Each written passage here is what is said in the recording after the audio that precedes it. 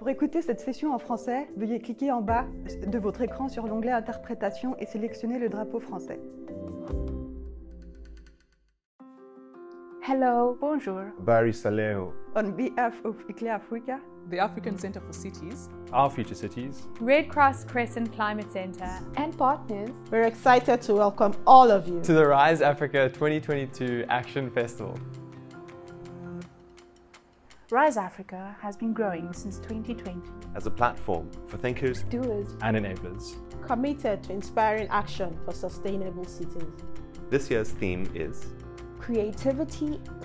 For me, this means blending skills to be able to communicate the climate change complexity in rapidly urbanizing cities. I think we have such untapped potential in Africa when it comes to creativity. There's so much about Africa that is yet to be told.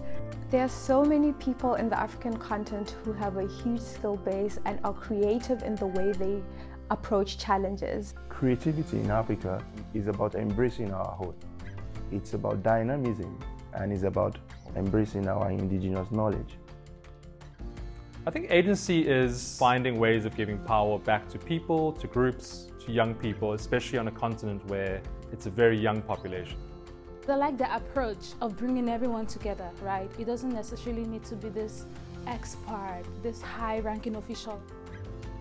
I think what agency means to me is change from the ground up. The importance of urgency is the recognition of the past and the recognition that we've lost time. Urgency is about acting now to build more inclusive, productive, and resilient cities. There's this need to creatively redesign and unlearn and explore new ways of thinking. The festival is hosting 33 sessions with 135 provocateurs from across Africa and the world. Every session aims to show new ideas, showcase ongoing action, and launch new initiatives, bringing participants together to chart a new route forward. We hope that the festival program will inspire you. At the festival, we encourage you to showcase your business and projects, build lasting partnerships, unleash your creative potential, commit to sustainable action. Rise Africa is about translating ideas into action. What actions are you going to commit to this festival? Before the session begins, it is important to note that you're being recorded. And by participating, you are given the consent to be recorded. All recordings will be available on the program page after the festival. Creative expression is vital for creating new futures for our cities. And so we invite you to enter this session in the spirit of creativity and dreaming.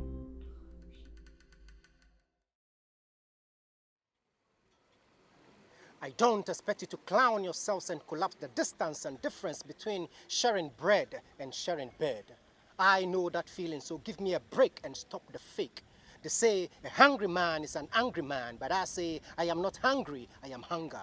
I am not angry, I am anger. I am not dangerous, I am danger. I am an abominable time bomb, able to blast limestones and thunderbolts because somehow I am torn, tried and tired. So you see, you don't have to hear the sound of my voice before you know that hunger is real, scarcity is not. So please, check the time. It's history time, passion time, meaning time, access time, free flow time, sharing time, bread time, your time, my time, our time. Now, oh, now is urgent time.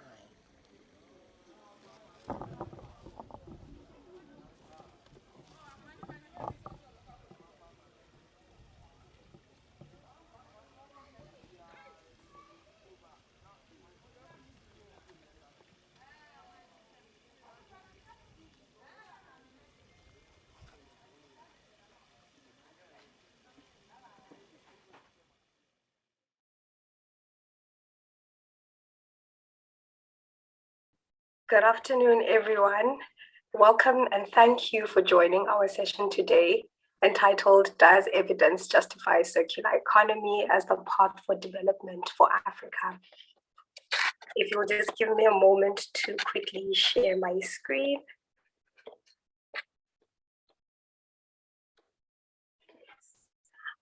We hope you're enjoying the festival thus far and looking forward to all the upcoming sessions. Our session right now is co-led by ICLEI Africa, represented by myself, Jokudu Guya, and Matthew Hurwith. We're both professional officers in the Urban Systems team. Our co-leads represent Footprints Africa. Deborah Naughty is a research analyst, and Eric Ruth Lindgreen is a circular economy research consultant. We will be exploring the measurement of circular economy from two perspectives, and we'll be giving an overview of the session quickly. So we've just done the welcome, and we'll be giving an overview of who ICLEI Africa is, who Footprints Africa is. We'll then jump into a quick discussion before we get into what brought us to this session today. So we hope you're ready to engage with us and participate.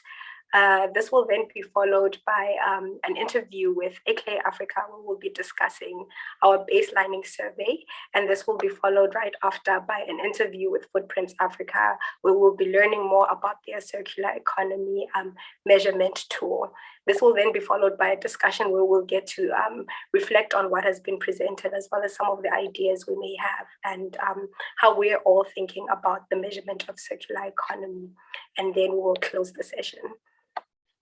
So before we continue, maybe just to give an overview of who ICLEI Africa is. ICLEI is a global network that works with over 2,500 local and regional governments, all of whom are committed to sustainable development. And we have been advocating for local and subnational governments in the global arena for over 30 years. And as you can see from this map, we're spread across the entire globe. And right there at the bottom, you'll be able to see our Africa Secretariat. ICLEI Africa also aims to align with our global visions, but also African policies. And on the continent, we reach over 450 cities and regions, and we influence policy, we drive local action, and we do this across 5 pathways. And so our 5 pathways are low emission development, nature-based development, equitable and people-centered development, as well as resilient development and circular development, which is the pathway that has brought us to this discussion today. Through these pathways, we seek to enable local and regional governments to think and design in a holistic as well as integrated way. Deborah, could I please call on you to give us an overview of who Footprints Africa is and what you do? Thanks, Jokudu, for the introduction, and welcome to everyone here. We are glad to have you. So, Footprints Africa is a company that we have a vision, and we believe that the world can be regenerative and inclusive as possible. And so we are on a mission to prove that businesses can effect this change, and businesses can be a force for good. So to do that, we have been supporting Africa. We have been supporting the transition to circular economy in Africa. We understand that circular economy is not new on the continent, but our work is trying to be able to unearth what already exists on the continent, so that we can bring people along and to see what already happens, and then people can see tangible examples that they can emulate and replicate to be able to transition to a circular economy in Africa. That is aside the other projects we do where we support businesses to improve their social and environmental impact using the B Corp project or the B Corp guide. I wouldn't want to go much into that. You can find more of that on our website.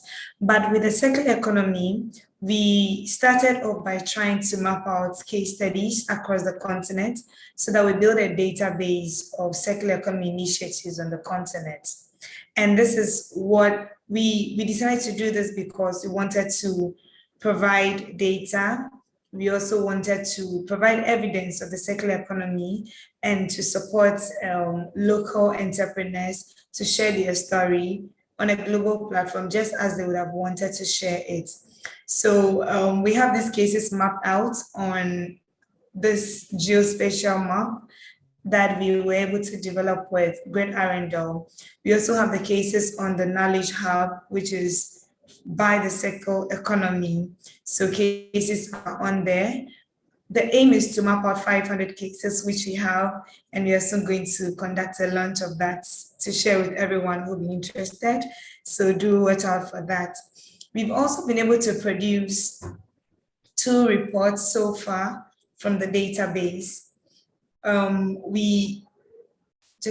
Next slide, please. Yeah.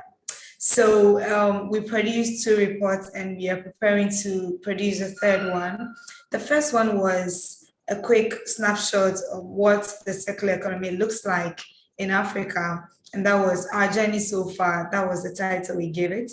And the next one was a thematic report on regenerative agriculture. Our 3rd report will be a thematic report on the built environment. So you'd look out for that. Now, out of the case studies that we started mapping, we were able to develop other projects on the back of it. And one of which we are about to talk about, which is the measurement project. We reckon that it would be very, very important, or it is important to be able to measure circular economy and provide evidence so that entrepreneurs can really show what they are doing and prove that circularity is one way to sustain our environment or to live in an inclusive and regenerative world. So this is about footprints. I would not go any further, and then we can talk more if anyone is interested in connecting with us. So now we are going to zoom into the project, into today's session.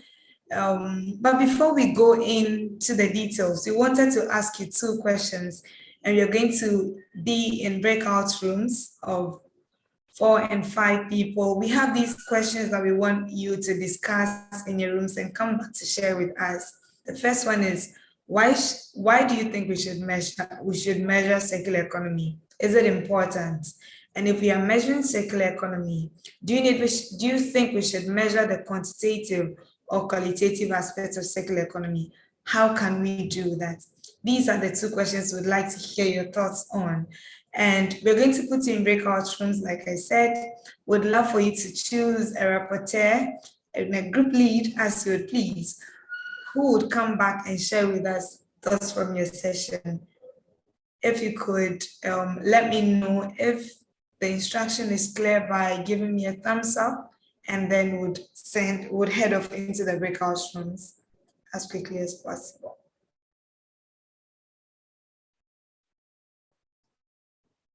Okay, I don't see any thumbs up yet. Okay, thanks, Nicole. If people are clear with the question, we can just open the breakout room. I don't see any questions. Or if you have any question, anything you'd want to clarify?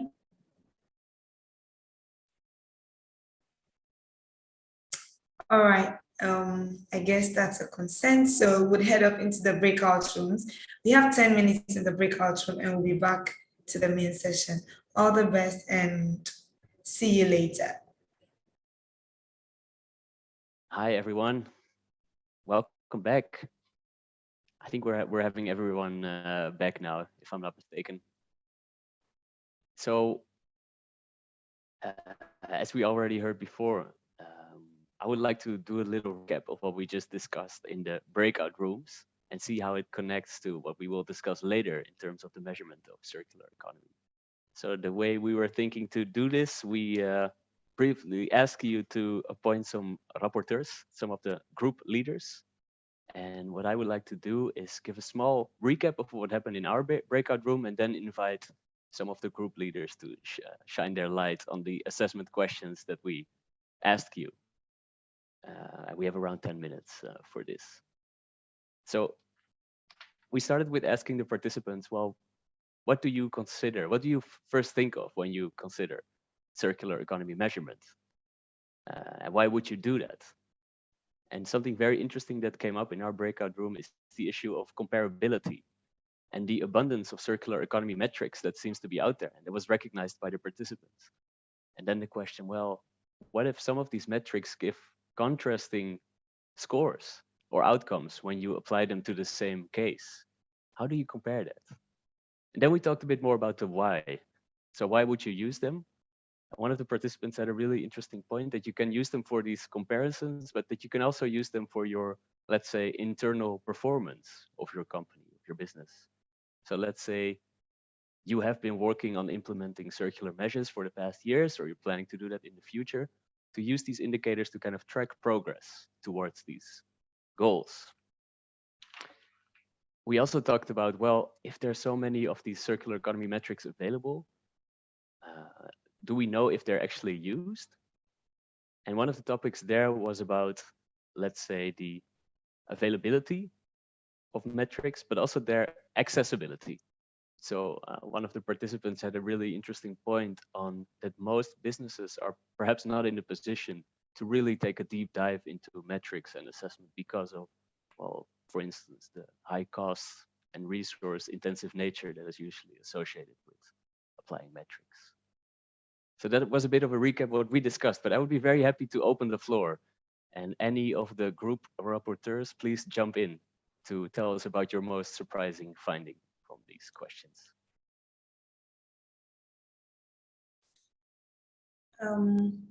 Eric, so I just wanted to see if I could call people in my group.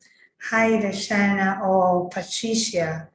We had a really interesting discussion, and if it would be nice to hear your voice to share what we discussed. It's good either Dashana or Patricia. Yeah, I don't mind sharing some, and if Patricia wants to add in, she can as well. Sure.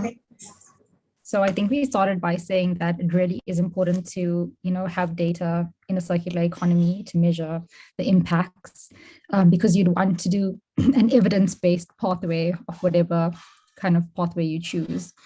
It was also important because as we move from a linear to a circular economy, you need some sort of baseline to look at, so you know whether you are actually moving towards a circular economy to start with. And I think everyone in our group, acknowledge that you need to actually monitor and track progress using data-driven insights.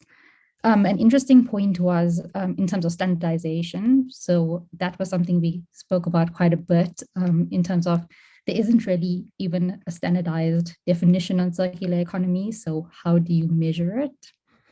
And yeah, that kind of brought us to, would it be easy or hard to measure or standardize different data sets, just because data can be so easily manipulated. So we do agree that, you can't just have a whole bunch of different kind of equations that don't actually mean anything. So that's when data can actually become not that meaningful, and you can go into kind of analysis paralysis where you aren't really getting anything meaningful from data. And then I think we said, qualitative data is also really important to actually explain quantitative data, but also in terms of measuring attitudes or behavior, giving context. So yeah, Patricia, please add if there's anything else you feel is interesting. Yes, thank you, Deshania. I think you've highlighted most of the points we discussed. Maybe just one issue was how to address the issue of standardization. As I said, it needs to be need-based. Even when you're doing a survey or you're measuring circularity, in that sense, you won't now the results going into the shelves or just keeping it in the library. So when you have comprehensive stakeholder involvement and you have the right team, and whether you're measuring the circularity within an industry, institution, a city, or a country, and you have the subjects part of the team, then it will be easier to implement what you're doing, so that there's that sense of ownership. I think that's what we had said about, yeah, even if you're measuring what next after we measure. And yes, and about also the definitions. As we said, even in other sectors, there's some or even studies that have been done, you'll find different organizations coming up with different results. But what matters is the essence of, I think there's a common understanding of what circular economy is. So as we discussed, as long as the subjects of the institution understand what they want to measure, then you can proceed, because yes, you need to make decisions from from that measurement that has been done. I think that's what I can add to what we discussed. Thank you. Thank you both very much. These are really interesting insights. I'm writing everything down because this is also, for me, I want to be able to base any kind of measurement work on, for example, the notion that it should be needs-based. I think that's extremely relevant. What I also find a very interesting insight is to have this common understanding of what a circular economy means. That is something that will come back in the presentation in a bit about all these different definitions of circular economy. These are reflected in the huge amount of metrics that seem to be available. I think providing an evidence-based pathway, as you said, Deshanya, was really crucial as well, to be able to show the impacts not only within the company, but perhaps also to your customers, perhaps also to investors, and pretty much everyone who needs to see that the impacts that circular economy strategies promise are actually realized. So I think you really hit the nail on the head and really listed some of the most crucial elements that form part of this measurement domain. Is there anyone else, any other rapporteur that still has something on his or her mind to reflect on now? Otherwise, we can proceed. Okay, it seems to be it for now. I think we're right on schedule. So what I will do now is I will share my screen. And then we will continue with a bit of presentation on the more qualitative side of circular economy measurement. Thanks very much for your inputs. All right, thanks, Eric. I think that was an interesting conversation we had right there. So I'm going to be speaking to Matthew, and Jakudu introduced him earlier, but he's going to speak a little about himself and what he does with ICLEI. And Matthew has been working with ICLEI on a project that is focusing on doing a baseline survey to prove circularity in cities. And so we'd like to hear about their work. It's similar to what Footprints is doing, trying to measure the circular economy, but they are doing using qualitative data. And in my group, when we're doing the discussion, one thing that came up was that there is a need to have both qualitative and quantitative data measured, because the qualitative gives you the meaning behind the figures that you're going to see. So Matthew, hi.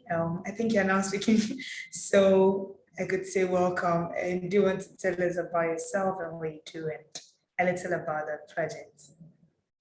Great, thank you so much, Deborah, and thanks everybody for being here and the kind of fascinating discussion that's already taken place.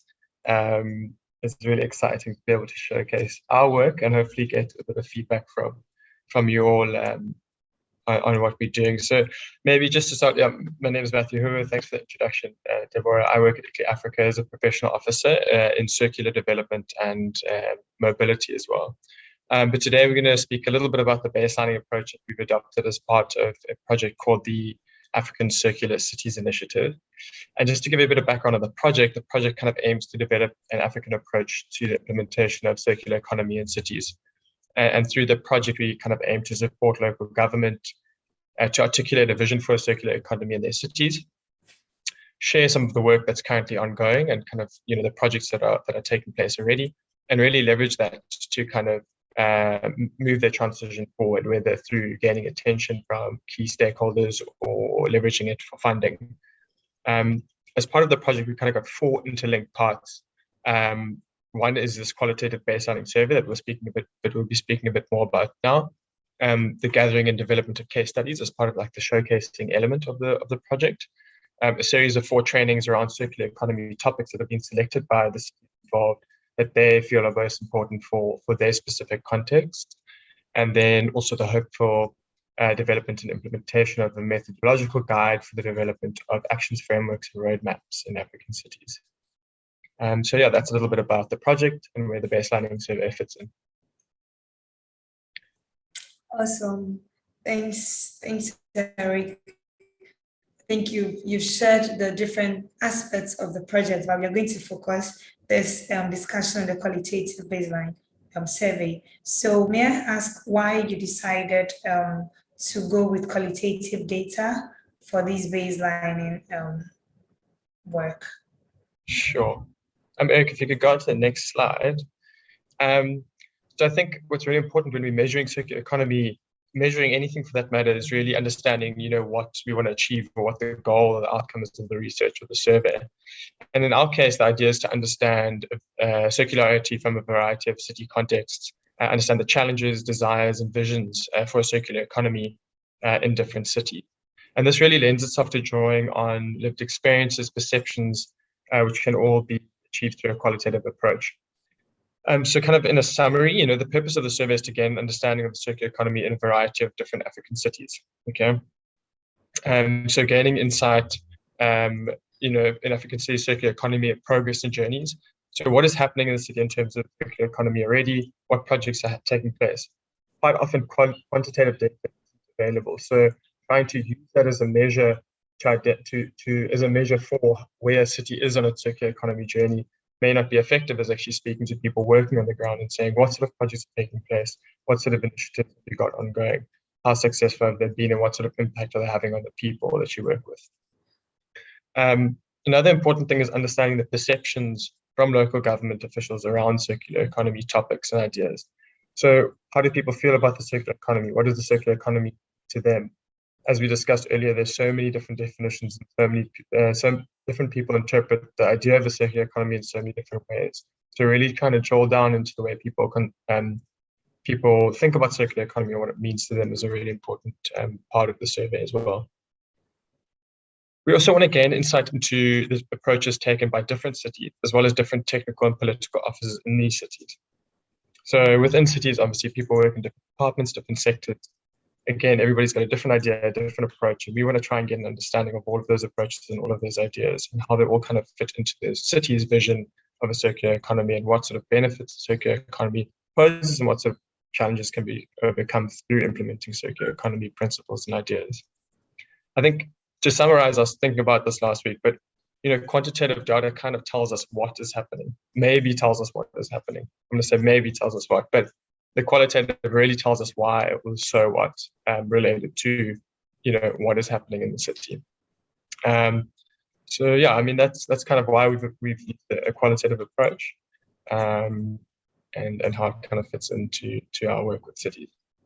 Yeah, interesting. So I know that I could say it's an established fact that could be argued out, that the concept of circular economy is not new in Africa and it's something we've always practiced, right? But it has not been institutionalized. And so following the traces and getting to know why people do it is quite a challenge, and you have to go through the process.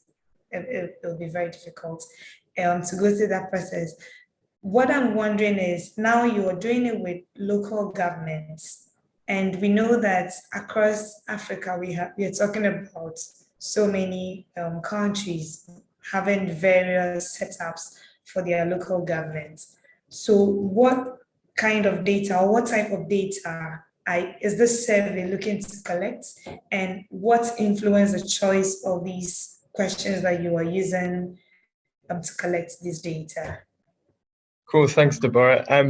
So basically, we've got 7 overarching categories of questions.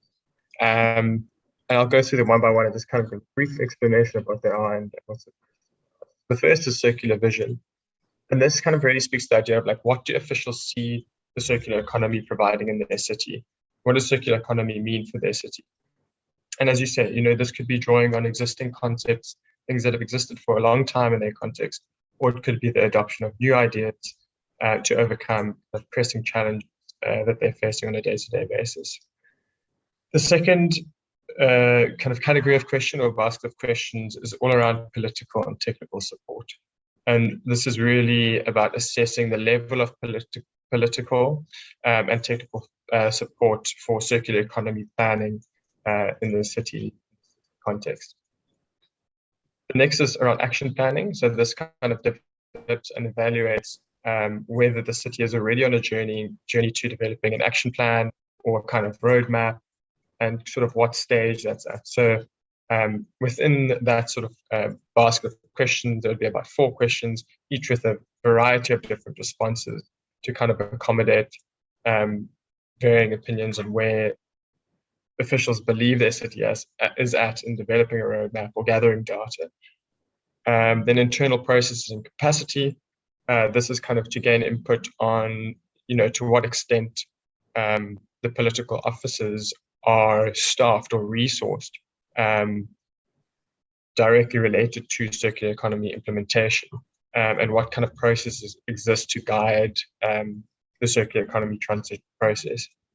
The next is stakeholder engagement, and I heard, I think Patricia brought up the importance of stakeholder and strong stakeholder engagement earlier. It's kind of, the city can't implement circular economy on its own. It's a process that involves society and the communities that it affects. And this section really assesses the readiness of the city to work with the relevant stakeholders on circular economy. The next is knowledge management, and this section really screens the readiness to monitor progress towards a circular economy and set a baseline. So this is more related to data. How much data is there?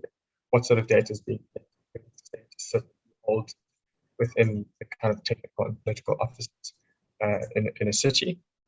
And then the last question is circular economy in your city, and that's really just to understand what's going on.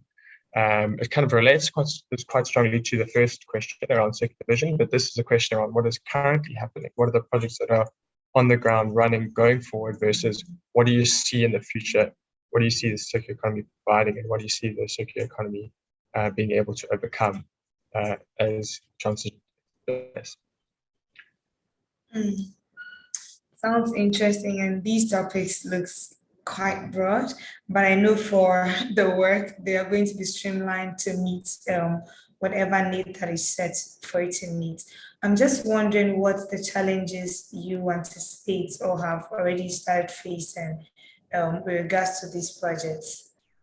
Sure. So I've split the challenges kind of into 2 pieces. One from the side of the participants, and then one from the side of us, surveys and people doing this research. And I think a lot of these challenges have kind of been touched on already, actually, in the first discussion, which is quite cool. But from a participant perspective, we've already found that there are varying ideas and responses on a question where we might expect a more straightforward answer or everybody to answer the same thing. It's a challenge, but it's also a really interesting finding, is that people's perspectives and ideas around circular economy are so different and so varied within the same kind of city context. Another challenge is obviously and understandably, there's very much a sector-specific view on circular economy. But how do we kind of move to a more systemic view of circular economy and systems thinking to understand more about how different sectors and departments are interacting related to circular economy?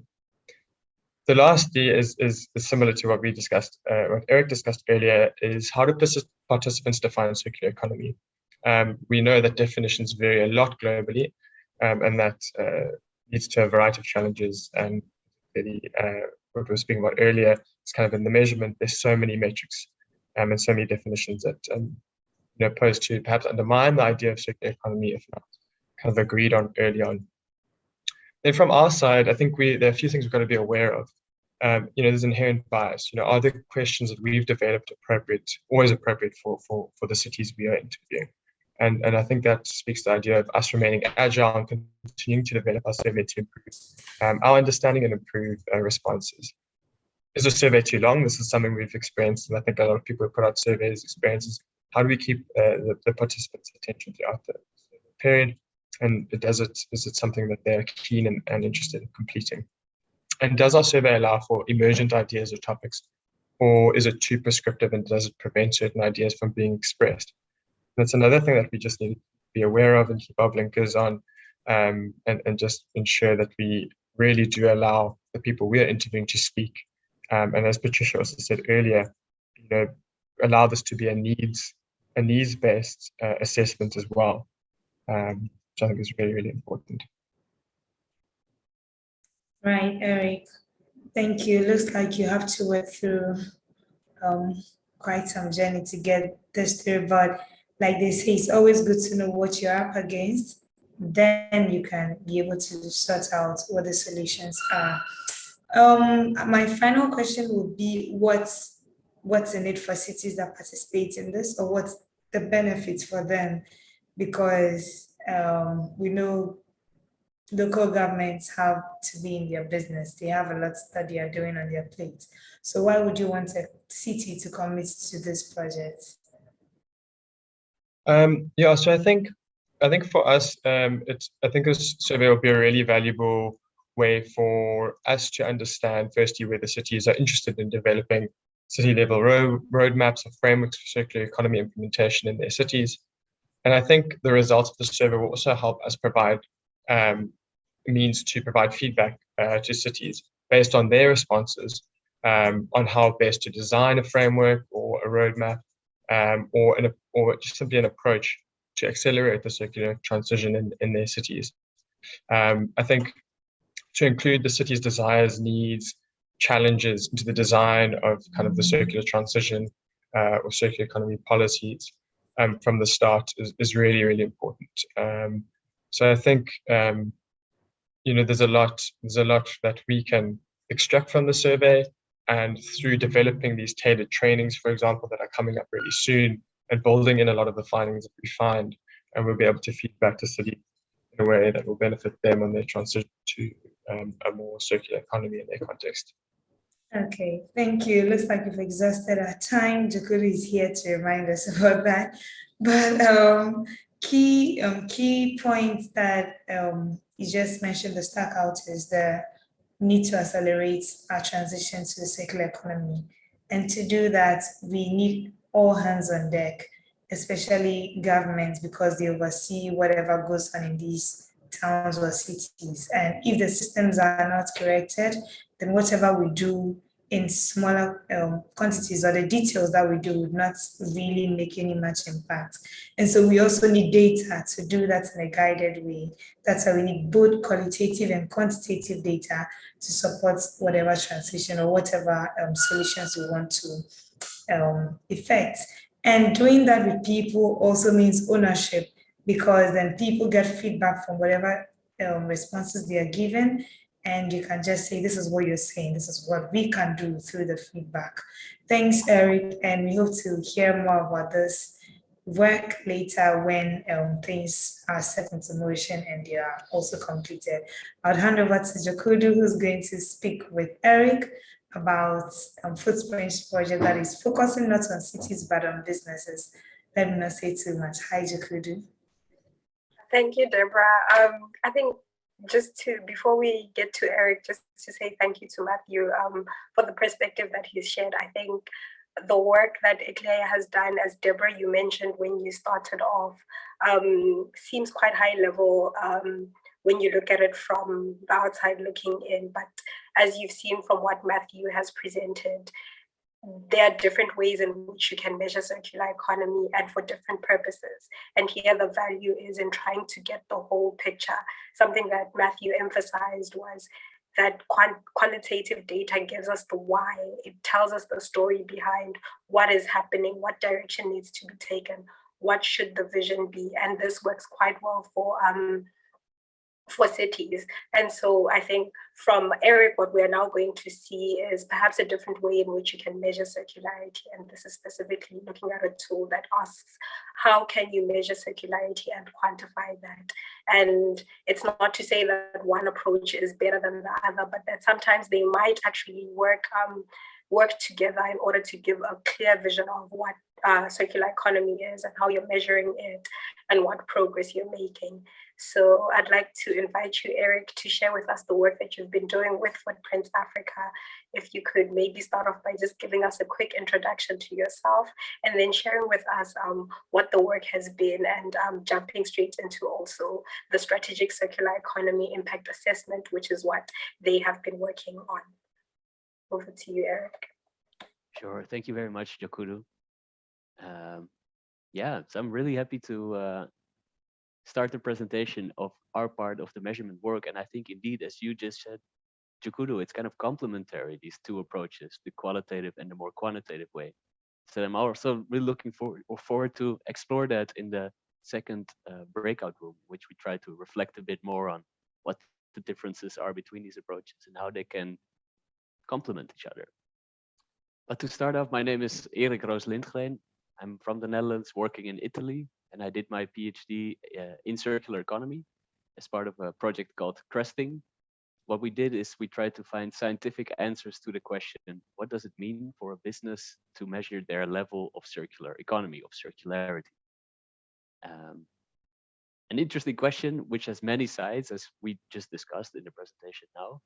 And that resulted in the production of this measurement framework, which is kind of a continuous work in progress. It's called Strategic Circular Economy Impact Assessment Framework. And I will tell you a bit about how we are now using that framework with Footprints Africa, with a small cohort of circular economy businesses in different African countries. So to start off, and this point has come back quite a couple of times already, there are as many metrics as there are interpretations of the circular economy.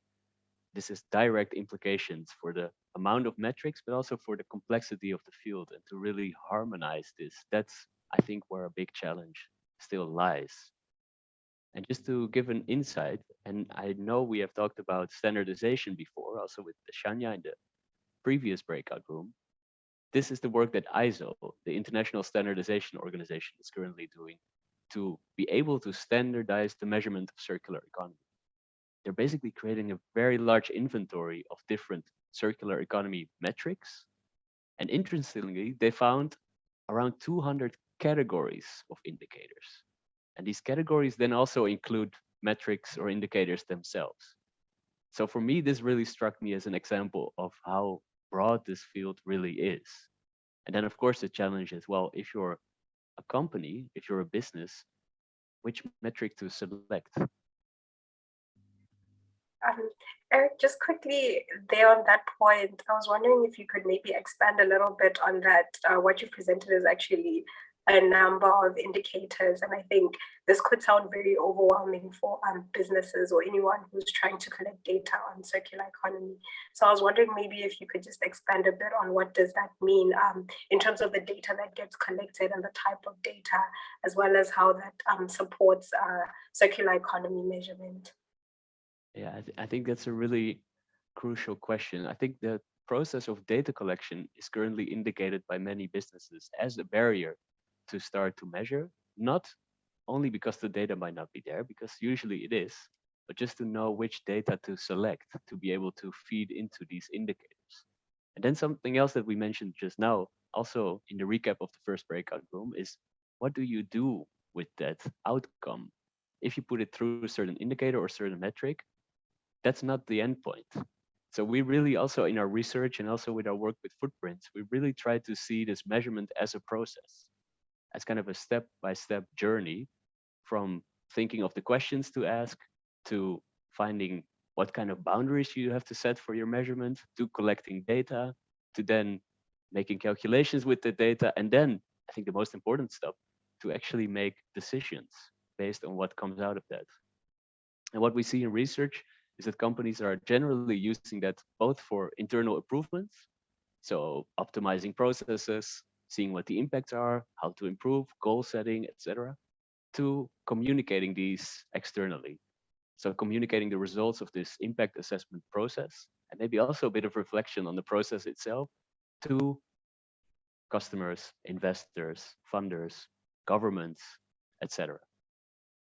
And one, let's say, fundamental aspect of that is that we know that not every circular economy strategy actually delivers the impact that is promised. And that can be intentional or not, but for example, certain recycling processes, they consume a lot of energy. And if you calculate the emission impacts of all that energy that goes into the process, it might actually be higher than using a new product instead of recycling it. So these are the kind of questions that we're dealing with in the measurement work right now. So just to give you a little bit of background of how we built this framework, we did this in the PhD project that I mentioned before, a European project with Work Package 5. And you can see there my colleagues, we used to work together for 3 years.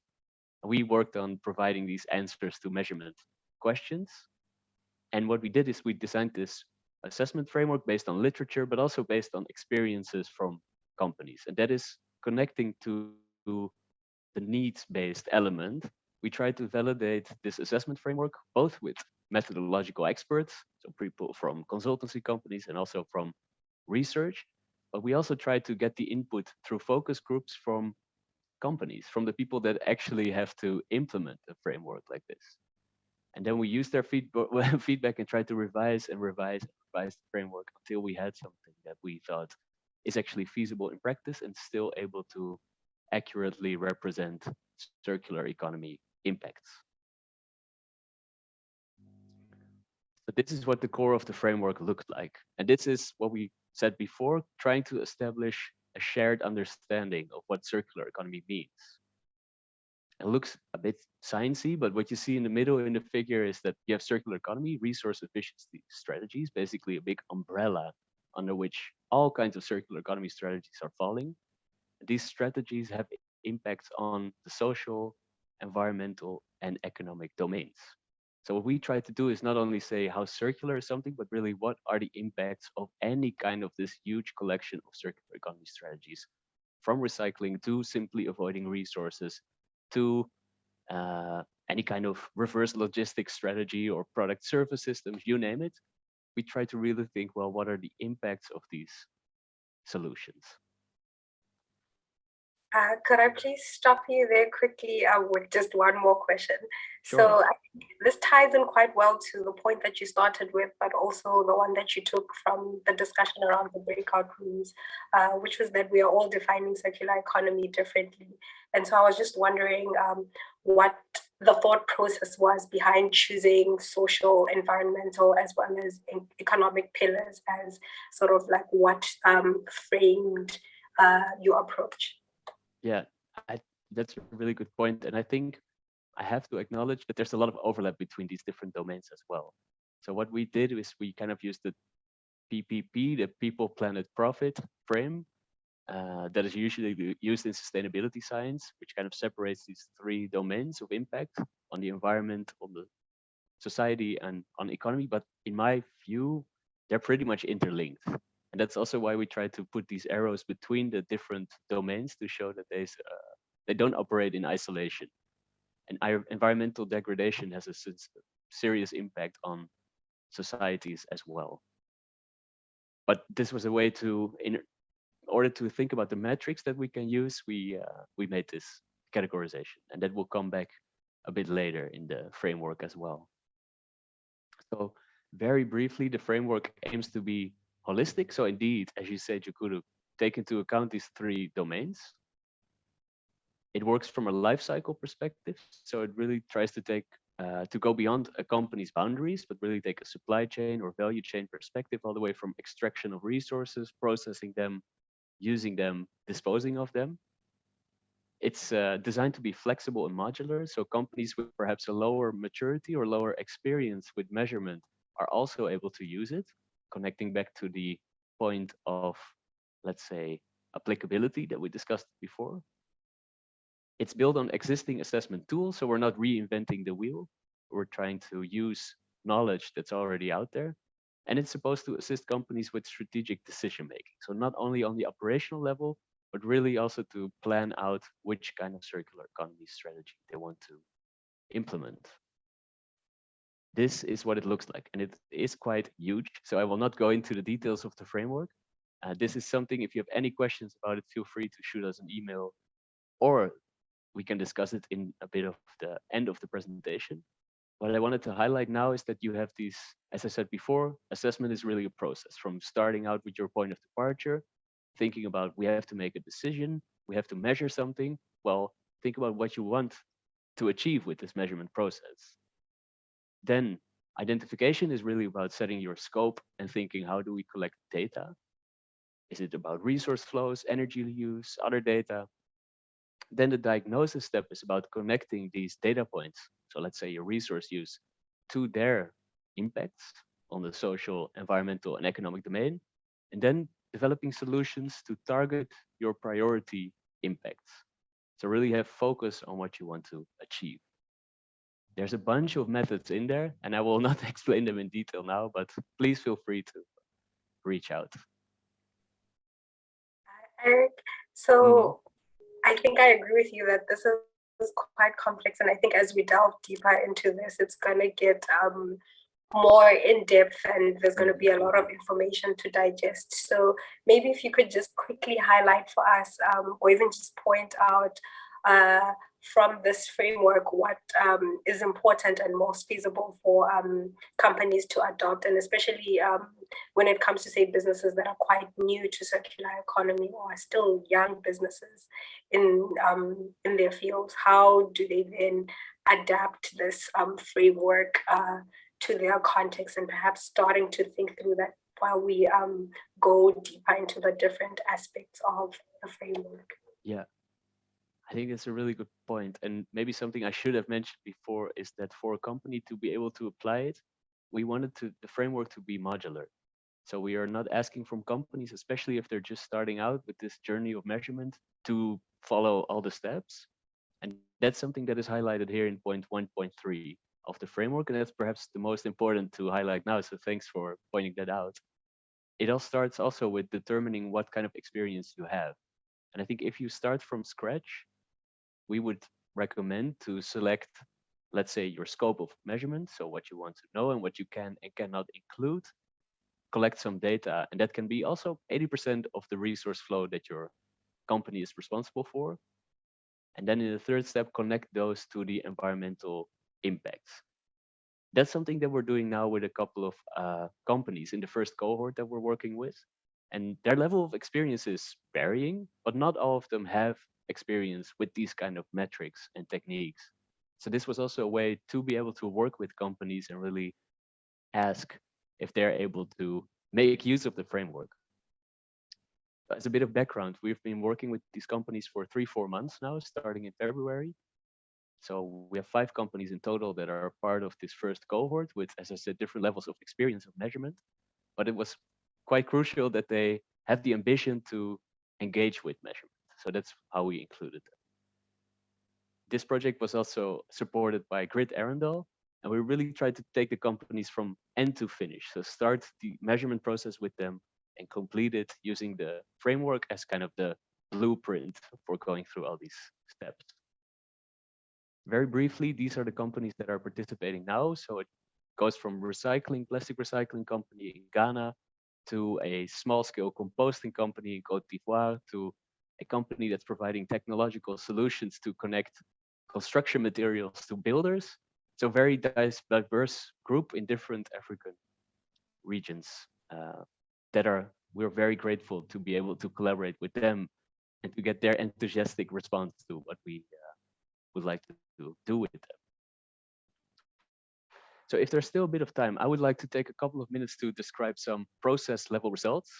And I think then it would be a good moment to move to a discussion with the group in the breakout room again to see if there's any kind of interesting differences between these measurement approaches or if there's any questions that come up from you. Something interesting, I think, is that the measurement goals of all the companies that are included in the first cohort are quite different. So, and I think we mentioned it before, measurement is not just I want to measure, it's really thinking about what do I want to know, how do I get that information?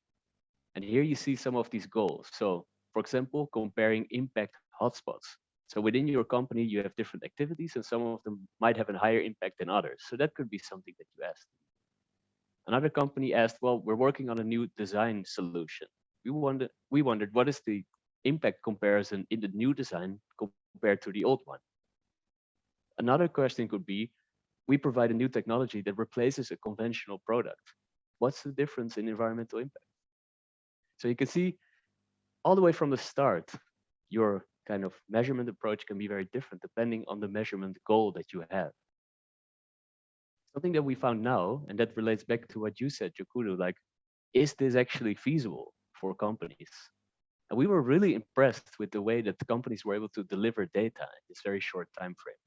And in some cases, we had direct support on the ground with the facilities that were there. And in other cases, we used photos and videos or live calls to better understand their operations. And they were really able to deliver the data that we needed in many cases with one note, and that is social impact assessment, and that perhaps goes more into the qualitative side of things, is much more time intensive. So we haven't really been able to jump into that at this stage.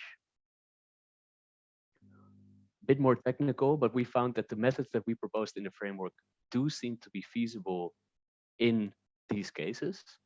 With again a couple of notes. One of them is access to software is important, and these software systems are not very accessible. That's something we need to think about as a community. We have different kind of technical issues related to how you allocate certain resource flows in creating this environmental modeling system. If you're a life cycle assessment enthusiast, please feel free to reach out and discuss this. And then something pretty important is that we see that if you use general data, that it's very hard to capture local differences and site-specific impacts, meaning that carbon emission numbers on a global scale are available, but if you really zoom into a specific region, it becomes much harder to find this concrete data. So various challenges still, and we're still interested in many of these questions, such as what are the capabilities of a company to be able to measure their impacts? At the same time, we see this process has been valuable to the participating companies, and we're now presenting the results to all of them in the past week, and in this week we will have some results presentation sessions, and we're really happy to receive some positive feedback from them. Of course, the measurement can still be sharpened a bit, some system boundaries can be changed slightly, but overall it seems to have been valuable for companies to accurately reflect on their impacts. We're working now to document these lessons, talk to the companies, see how we can improve the framework and improve these kind of processes, and synthesize lessons that can then be transferred to companies, other businesses working in circular economy that are interested in this. I think that's it for now. It's a kind of a flavor of what we're doing now with the framework. I couldn't go in depth in all of the different elements, but I hope that it sparked some inspiration. And I also hope it raised questions for you. And to reflect on some of these questions, we prepared another breakout room session. I see we're still roughly on schedule. We have 15 minutes for the entire session. So two questions that we had for the final breakout session was, from these two frameworks that you saw, which elements were most surprising to you? And please also reflect on what is missing or what you would still see differently in these frameworks to be able to measure circular economy impacts. Thanks very much.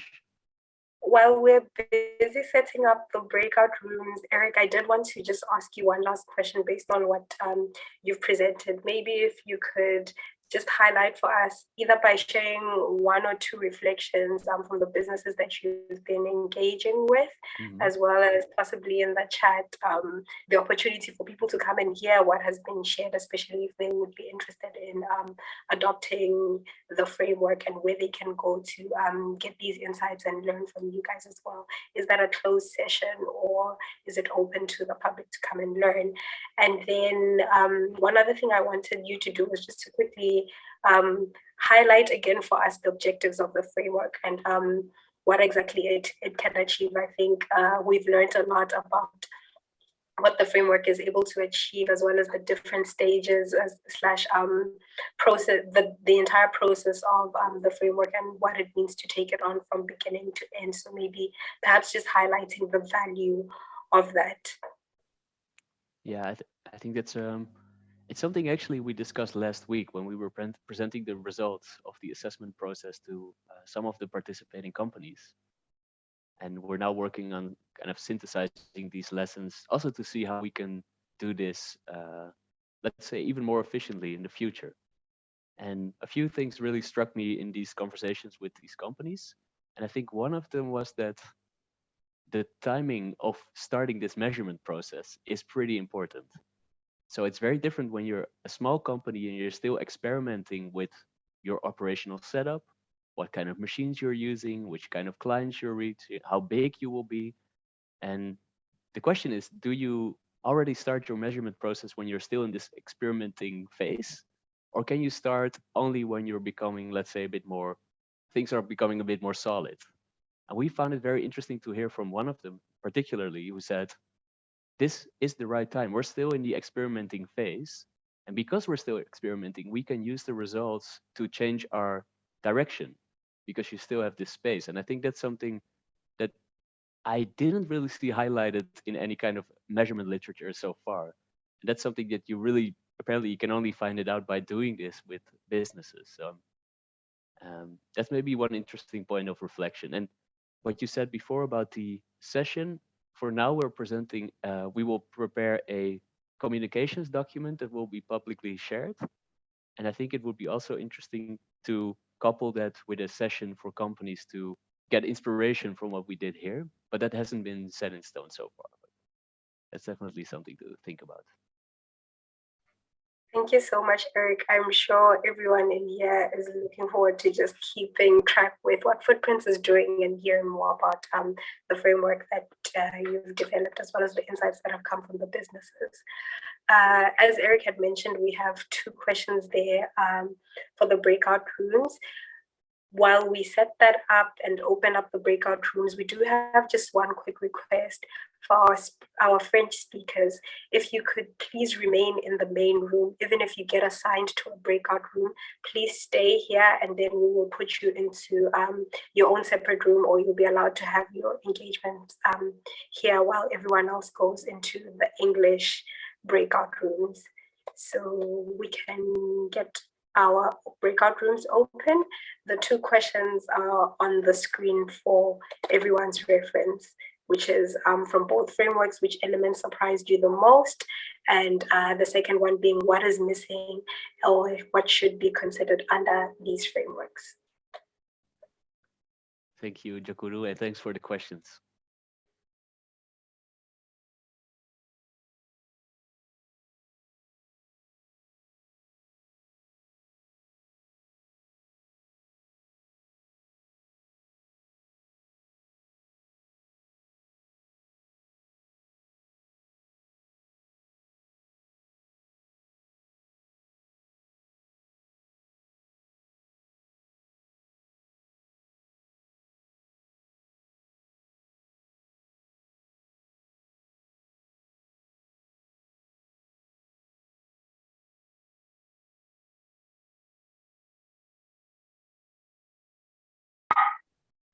I hope we are all back from our breakout rooms. I think everyone should have had some interesting discussions in there. So we're looking forward to hearing some of your insights. Could I quickly call on Deborah to take us through 1 or 2 insights before we close? Sorry, Jakuru, I think we lost Deborah in our breakout room. She seemed to have frozen. Oh, okay, that's not a problem. Please do not mind the dogs in my background. Could I maybe start with you, Dashanya, to share what you had discussed in your breakout room? Yeah, sure. I think what we discussed is mainly that we would like to understand more about the framework. So it was obviously just very high level. And, we'd like to be given the opportunity to be able to look at it in more detail before giving such an in-depth comment. But I mean, we kind of had a discussion around how I was saying how I had seen in most of the projects that I had worked in, how the social and environment and the social and economic have to enable the environmental. So environmental isn't really a driver, unfortunately. So if the economics make sense and it has some sort of social impact, the environmental, it has to be unlocked through that. And yeah, I think that was the main point. I also had Nicole in my group in case she wants to add anything. Thanks. Thanks so much, Tashanya. I think what you shared is important, and it speaks back to what's been said in today's session, which is the importance of process. And when you think of the circular economy, it's never just about, say, one sector. It's about all the interlinkages and how they feed in together to improve how a system is working. Could we maybe just quickly get one final reflection from the group that had Matthew? I'm not sure who was your spokesperson from that group, but please do share a reflection. Sure. I mean, I'm happy to speak on behalf of the group, or Rasak, please come in if you would like to. But I think, Rasak, you actually made a really important point around kind of the complementary nature of quantitative and qualitative data, and the combination of the two and how the qualitative can explain and give context to the quantitative. And I think that's particularly important when we're looking at measuring circular economy in African cities. I don't know if you want to speak a bit further to that, Rasak.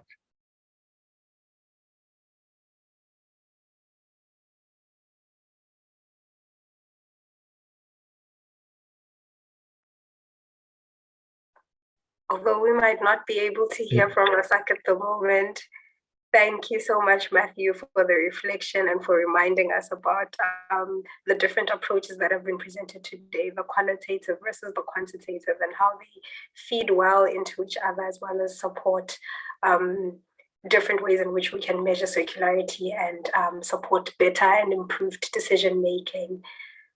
Deborah is back in the room with us. I don't know if you would like to help close us out.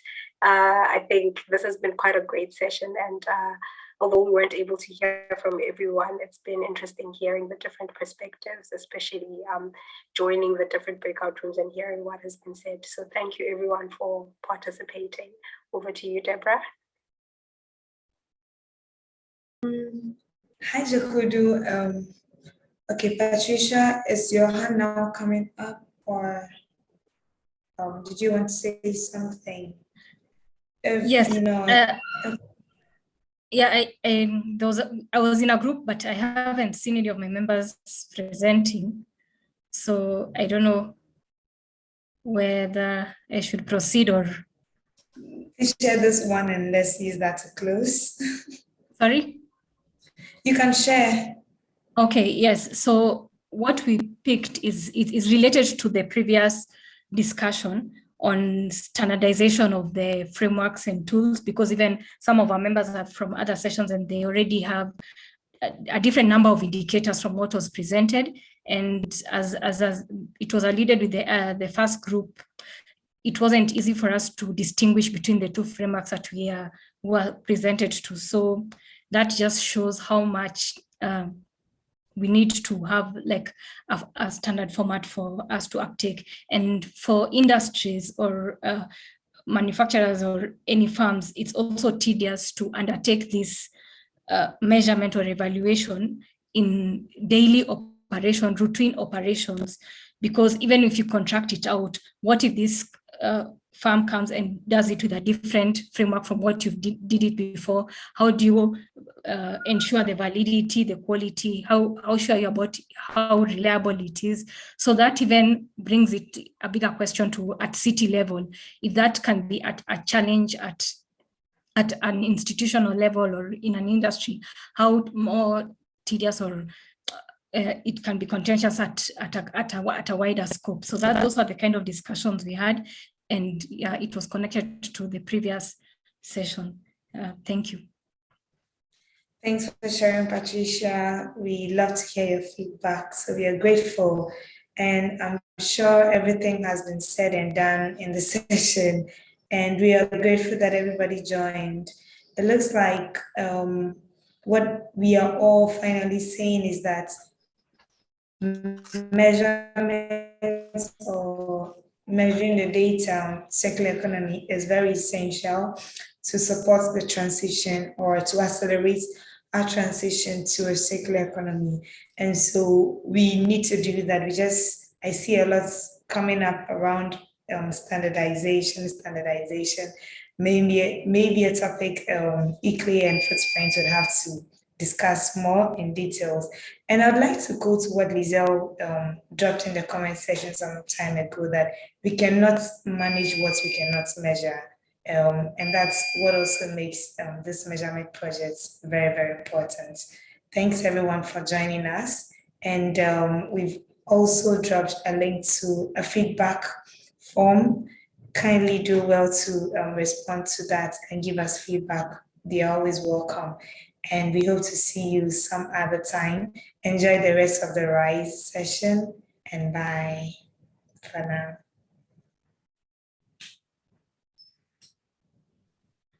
Thank you very much, everyone.